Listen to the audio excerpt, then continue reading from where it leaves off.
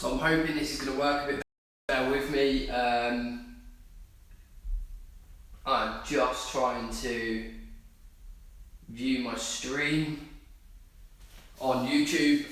Hopefully this is going to work a bit better, this setup, the way that the camera's set up. I was trying with my DSLR before, so hopefully we'll get some people on here.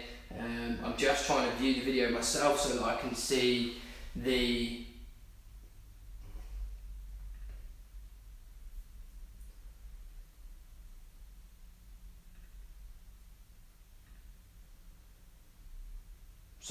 stream. So guys, just bear with me 2 seconds.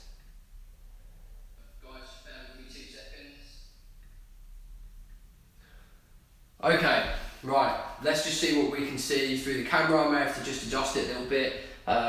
This looks like there's a lot less lag, but it means that I need to tilt the camera down a fair bit for you guys to be able to see this. So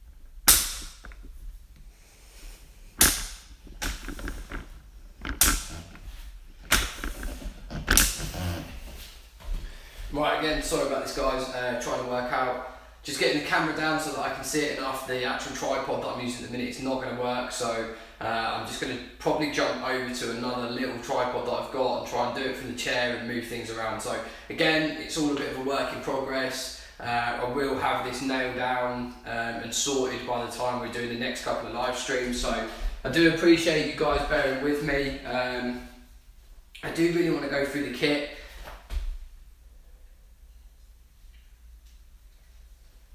Good evening guys. Again, had a few issues just with the connection through the DSLR, so what I'm going to do is just bring you guys down a little bit lower, hopefully so that we can see all of the kit.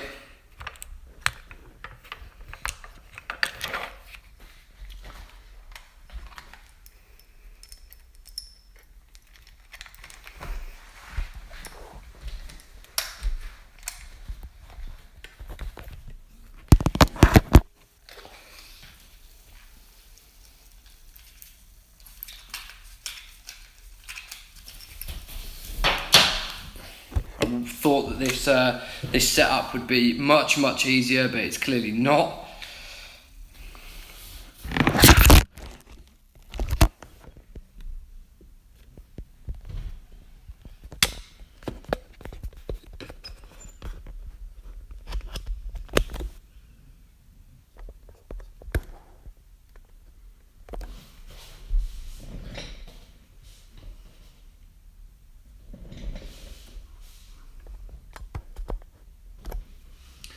Okay, let's try this out. Let's see how this works.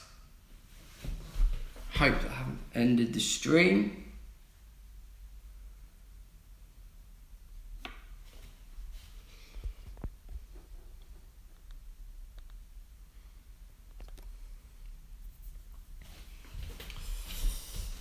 Okay.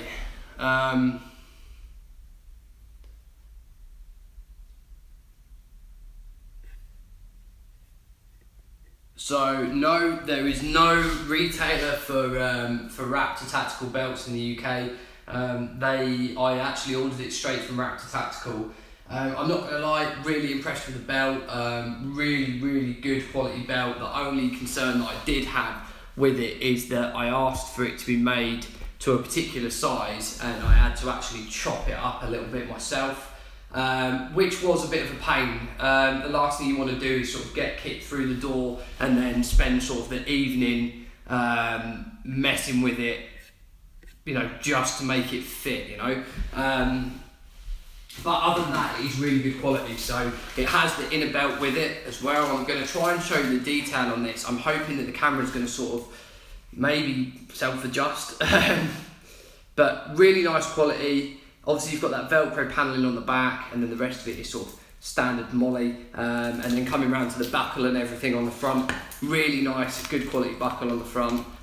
Stays nice and closed, good locking clasp, and then around the inside you've got your traditional inner Velcro belt, which just stops the belt from rotating, which is a really nice touch. It works particularly well with a Kydex holster, because you can get it aligned, and like I've done inside here, just put some zip ties through there to keep it really nice and flat and really sturdy when I'm wearing it, so that's always handy. For anyone that missed the last part of the video that was, you know, tried to live stream from the DSLR and it just didn't happen. Just having a quick look. Can you do a main video on it? Yes, there is a video. There will be a video coming on the belt. I just haven't had time to do it yet. So yeah, there will be a full video on that. I spoke earlier about my Recon plate carrier. Really happy with that. Probably out of all the plate carriers that I've seen, used, tried, which is a real shit ton of them, this has been really good. So I'm just mentioning about backpack.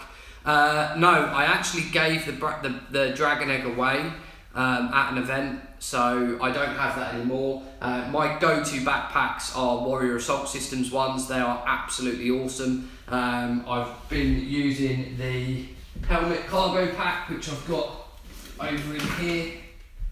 I use this a hell of a lot. This is a really good little pack. For anyone that is after a day sack or something, you know, just to have a little bit more munitions in, to be able to carry your helmet in, stuff like that. This is a phenomenal little bag. You can open it up, it's got two main compartments in it for the people that don't know. A nice big netted mesh area, not thin, cheap mesh, heavy duty, hard wearing mesh. And then in the back you've got another big zip compartment that can tuck away a hydration bladder, a jacket, something like that. Really wicked little pack. Now, bearing in mind I've been sent packs by a ton of different companies. For me, for the price of this, for the versatility of it, this is an awesome little backpack. I will be giving a Ranger Green one of these away on the channel in the next couple of weeks. I've got it next door. Nice big pocket on the front, holds a helmet really well. Got two little side pockets. You can molly it onto the back of your plate carrier if you want. You can take the shoulder straps off completely if you really want to, and you know, you can just swift clip it into your system if you want to buy separate swift clips. It's this is proper pucker. It's one of my favourite bits of kit. In regards to what I'm taking this weekend, got my multicam BDU from Claw Gear, really solid quality. Yes, you pay a little bit more for the Claw Gear products, but I'm not going to lie, the quality that they deliver, it's well worth it. Claw Gear Raider Mark 5 trousers, again, pay a little bit more for it, get some really good quality trousers. Always see ripping in the crutch with cries and on the knee panels. Really stitched to death these trousers are, and I've worn them a ton.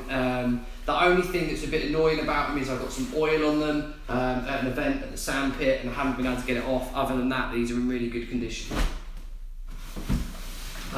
Two jackets here. So I've got a cold weather jacket. This is a fleece lined Claw Gear jacket called the Audax. If you want to go and check the review out for this, the Audax with the Rapax, then you should do that. This is absolutely a really nice warm jacket, so you can wear this with a t-shirt and be fairly toasty. And then my pissing it down jacket. This is a hard shell, again from Claw Gear. It's the Milirax, I keep forgetting all the names, they're so similar. Again, this is, if it absolutely hammers it down, I always put this on. It's really waterproof, to the point where I left some water in a little puddle in it for 48 hours and it was still there. So tons of claw gear stuff, spare pair of trousers, another set of claw gear trousers. These are the woodland style trousers. These are the operator pants. These are slightly lighter. So that's the sort of clothing I'll be taking with me, as well as thermals and all the other bits and bobs that I need. Just give me a second, I'm going to catch up with the comments.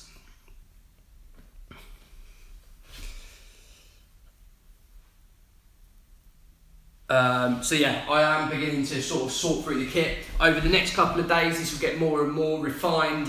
Things will get packed down, things will get rolled into tight little balls, and things will really begin to start getting organised. But so far, I've just started organising clothing, because this is the sort of thing that takes up a ton of space. So this is why this is in this separate plastic crate and not in my box, because this will be put on before the event starts. So the last thing I want to do is really take my big crate onto site with me, and that's going to have everything that I'm going to work out from or work from for the weekend.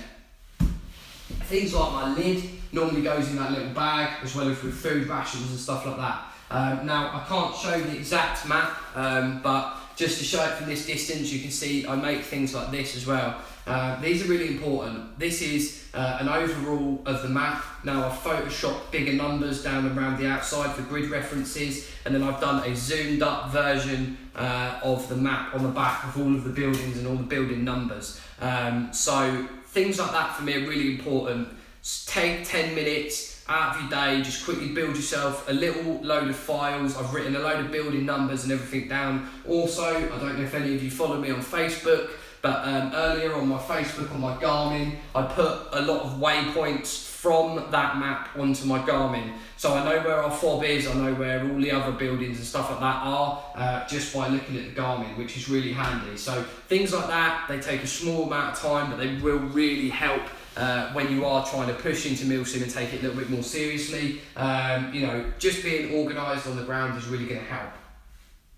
Looking at this back panel here, we've got a ton of stuff on the back of there, and people said to me, why do that? Why not just have a little bag with it all in? Because I like to be organised. I really like to, have stuff here that I know I can come and get, right? So, for example, we're about to go and do strike ops. I need to get my tracer unit, I need to get my night vision stuff set up. Now my night vision is in a separate box, but realistically I have the unit on me at all times. I clip my unit onto my helmet. Right, what else do I need to go out on the ground with? Okay, so I might need a high power torch, I've got that there. I can get it easily. If there's any issues, any problems, I've got 2 sets of tools here. And then if I come into here, I've got all of my chem lights and nighttime spray. So I've got spray that just keeps all the insects away at night. Keep all that together. So I can spray myself off a little bit, grab a couple of chem lights, and I'm ready to go. On the other hand, if I needed to get my tracer set up, all I've got to do is grab my tracer unit, and I've got my spare speed loader, and it's just got tracer written on it, and this is just full of tracer rounds. So if we are going to be using tracers as a team, then it's very easy for me to go and swap out to that. Spare batteries, this is all of my ammunition, pyro bangs, all that sort of thing. I've got my medikit on top of here. I have a ton of stuff in this medikit. It probably deserves its own video. It's packed to the gills with all sorts of stuff in there, and this is for real medical emergencies, as well as headache tablets, aspirin, stuff for bites, scratches, cuts, iodine, and all that sort of thing. One of the most important pieces of kit, something that I use all of the time, is this. This is a battery tester. The amount of times I've had guys, putting loads of batteries and opening new batteries and trying them in kit just to see if there's something wrong with the PEC box, NV or something like that. Really simple little battery tester. Stick your battery in there. If it's dead, you know that it's a battery problem. Obviously, if this is fully in the green, then you know you've got a bit of a problem with your equipment. It was a couple of quid and it saved me so much time, trouble finding and troubleshooting stuff. But just going to stick that back in there. So I always have that at the top. Got a bit of tape here. I've got a IR E-light. I've got a little white light there, and then I've also got a much brighter light here for lighting the box up for me finding stuff. I've just started putting my sleeping equipment in here. I've got a nice big Neuropol sleeping bag. This is a -15 one. It's super warm. I've slept in it in all sorts of conditions. I love this thing. I've got a bivvy bag as well, in case we sleep out on the ground. And I've got my ground mat in here. I've just started putting BBs and stuff in. So there's a lot more organisation that I need to do. But for the moment, that is kind of where that box is out. Moving over to my weapons, you guys have already seen these. I've got my 416. And I've got my SCAR and everything in here as well. So this I can go into another time. It's pretty standard. Got my SCAR, got white light on here, we've got IR light on here, got my Element LA5. I've also got my EOTech, which seems to be on for some reason. I'm gonna have to take the battery out of this, it keeps turning itself on. And then, yeah. The other gun that I've got in here, as you guys know, is my 416. Again, very similar setup. Got white light, IR light here. I've got my D-bow up on top, M4 comp on top of that. Absolutely love this thing. It's an absolute beast. I was doing some shooting with it late last night, just dialing in the night vision, and it's just one super accurate gun. It always makes me really happy shooting that thing. Then I've got a selection of silencers in here. If you want to go and check out my videos, especially on the SCAR, it explains why I like to use these silencers. I've got one there for the SCAR, and then I've also got the one here for the 416. So that box is pretty simple, to be completely honest. There's nothing in there that's sort of surprising or you know, well out of the ordinary. So that's roughly where I'm at the moment. The next sort of thing for me is to start looking at what food I'm going to take, what water, rations, and then, you know, more and more equipment starts getting listed out as the days go further on. Pyro, and then all of my batteries, making sure everything's charged and ready to go. I normally take a pyro tin with me. I will do a separate video on that and why I use one, but for the moment that is where I'm at. So what I'm going to do now is just quickly blitz through some of the questions that we've got here. So if you have any questions now, then please let me know, and I will do my very best to answer them.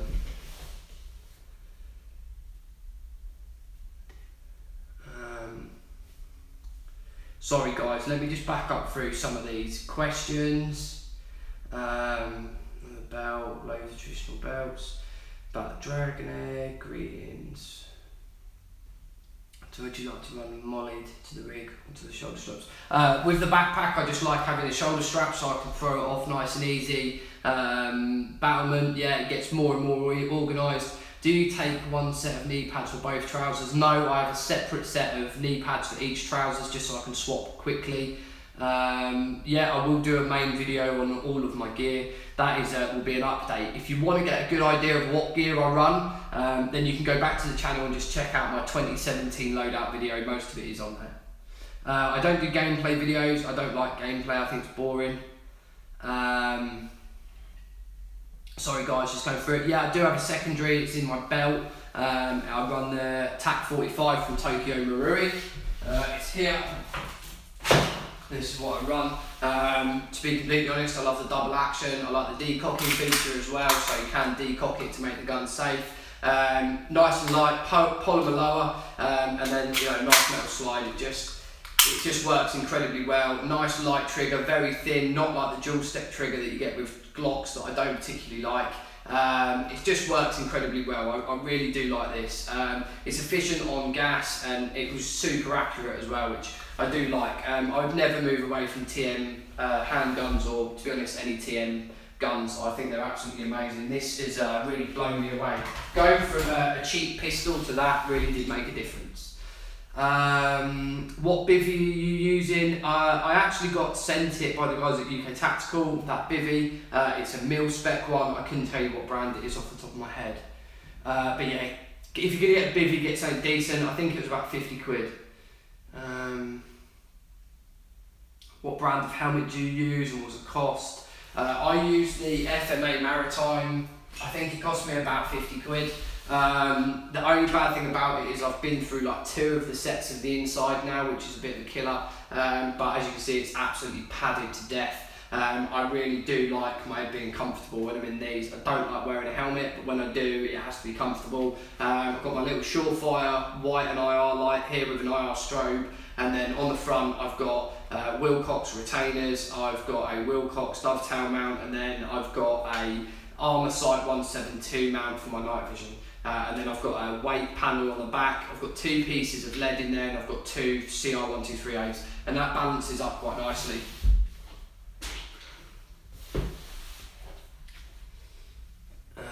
What do you do? Can you do a main? Yeah, I will do a main video on all of my kit.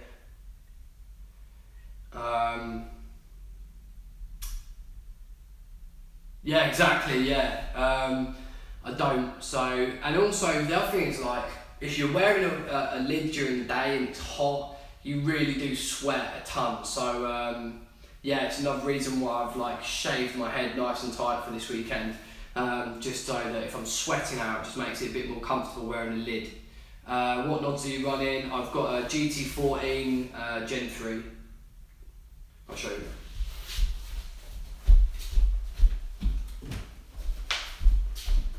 So this is my nod box. A lot of people ask me about this all the time. It's a Pelly 1300 case, covered in Satan stickers and all that good stuff. And then inside here I've got all of my nod, equipment. So I've got a lift filter that I use to protect the laser, to protect it from lasers. I use a Wilcox, a Butler Creek cap for the front of the unit. I've got a 3x magnifier if I ever need it, that goes on the night vision.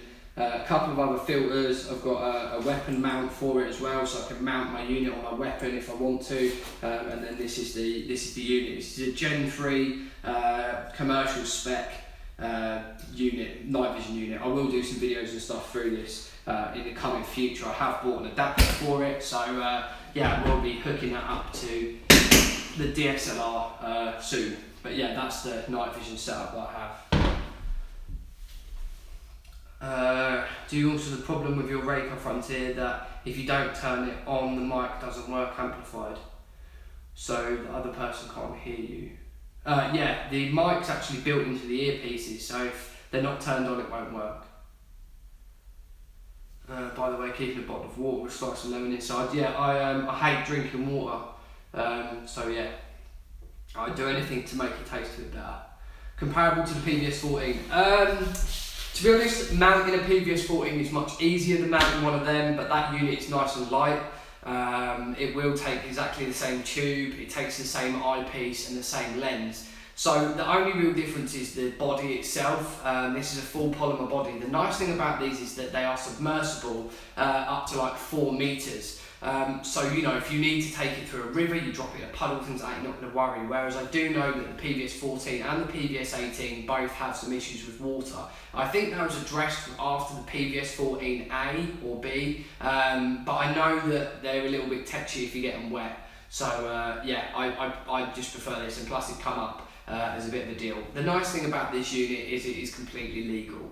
The PVS-14s in the UK, a lot of them are dodgy, whereas this unit itself can be commercially bought, which it has been, so it's completely on the legal side, which is what I want.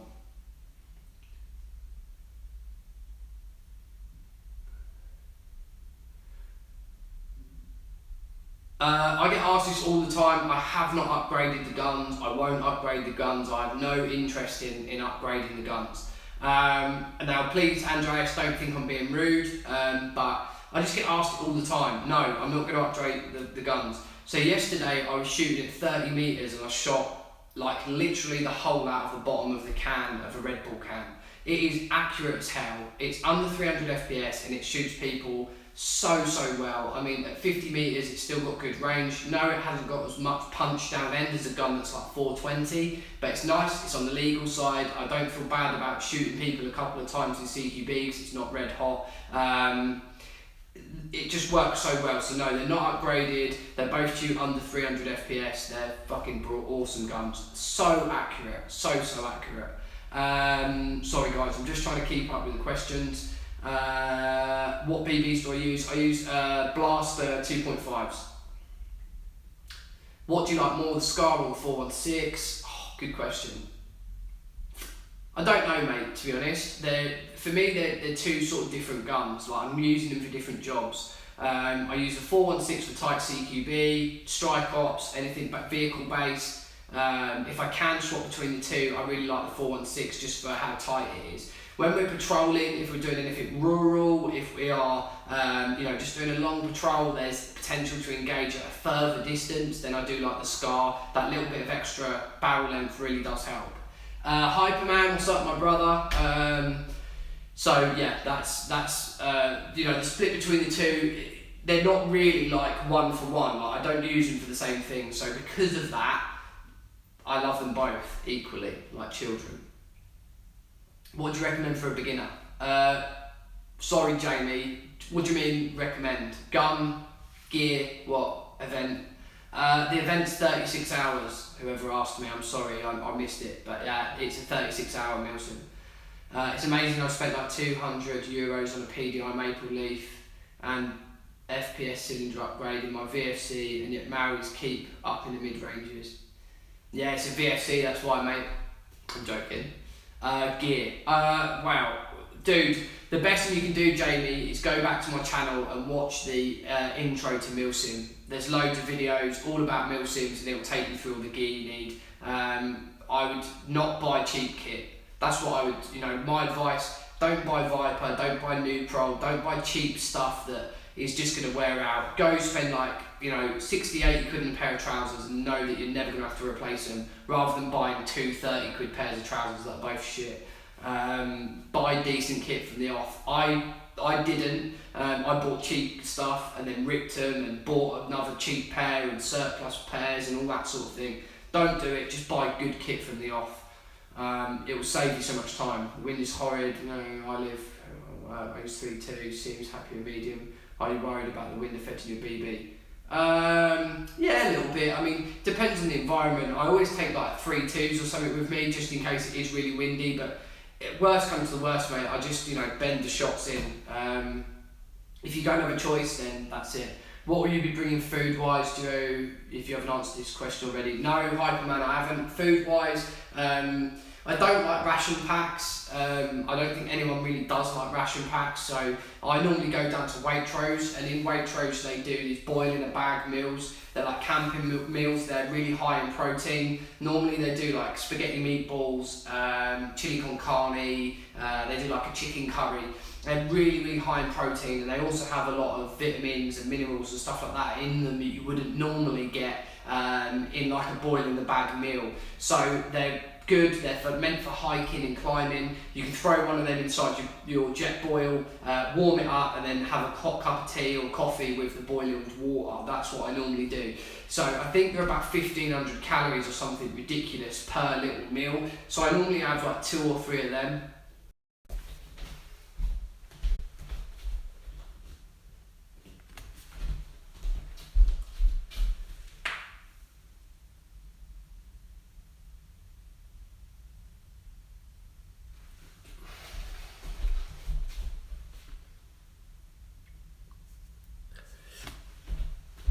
Hi guys, sorry about that.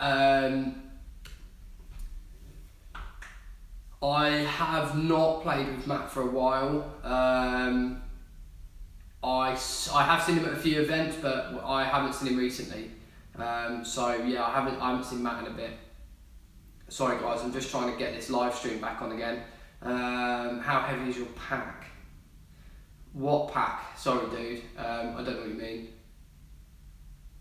By the way, you should switch to Marui BBs. Is it just me or is there no video?